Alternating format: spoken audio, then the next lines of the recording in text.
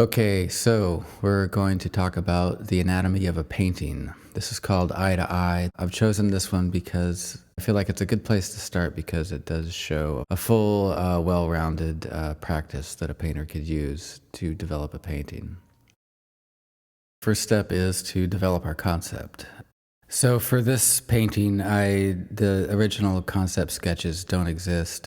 I've selected this page of concepts from a newer painting to show because they give a good example of my working process. You'll start by doing some quick thumbnail sketches. You want to find pleasing flow and basic composition at this phase. At this point, just keep it simple, but know your story, know your basic working size and composition. Our second step is to make a more detailed drawing. Take your best thumbnail sketch that you've made, or a few of them perhaps. This is a good time to pull out photo reference if you're using photo reference. We want to get more detail in this phase. Think of this basically as the skeleton of your painting. This drawing should support the paint that you're going to put on in the next step. You want this to be a beautiful little drawing so that when we get to the next phase, it can be easily transferred to the surface without a lot of rework. Now comes the fun part. We're going to do a color study. You can do this traditionally with real paints and brushes, or you can use a digital tool like Photoshop. In this case, I chose Photoshop because I was proficient with it. It would be quick and easy for me to do. And so I took my final drawing and I scanned it in. I brought it into Photoshop.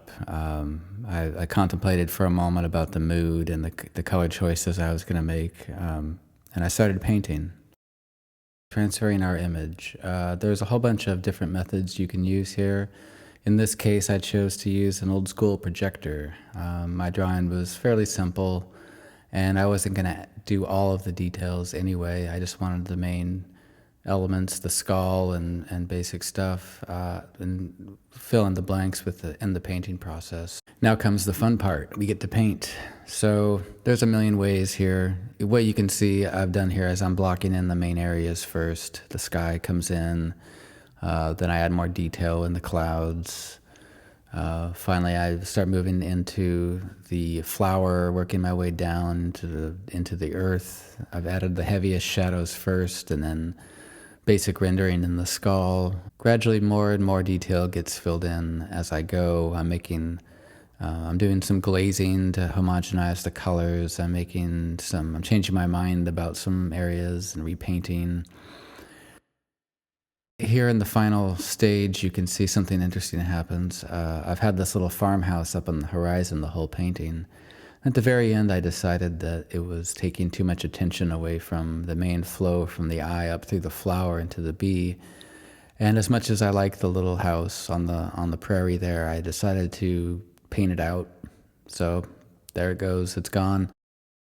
All right, here's our finished painting, Eye to Eye.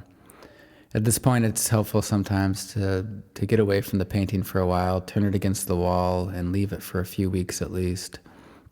When you come back to it, you'll see it with fresh eyes, and you can make any final changes you want, little tweaks, big changes, whatever you feel is necessary. Let it dry for a while. If you're painting in oil like I did here, you'll want to give it a good month probably before varnishing, and share it with everybody. Get some feedback, see what people think, and keep it up. Keep up the good work. Being an artist is an important job in society, and you're beautiful, so don't give up. Keep painting.